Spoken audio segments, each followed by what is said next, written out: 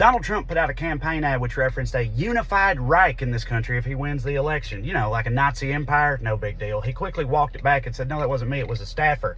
I don't know, I feel like a presidential candidate saying, I'm not a Nazi, I just employ Nazis, is still pretty bad.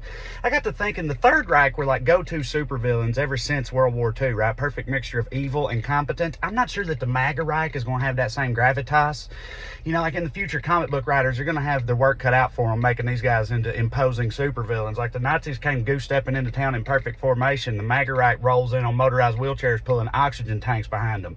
Like a Panzer IV is always going to be more imposing than a jacked-up pickup. I don't care how big its ball sack is.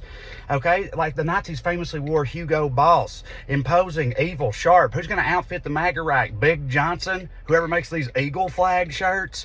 Like what's the MAGA Reich's version of the swastika going to be? Calvin pissing on a rainbow?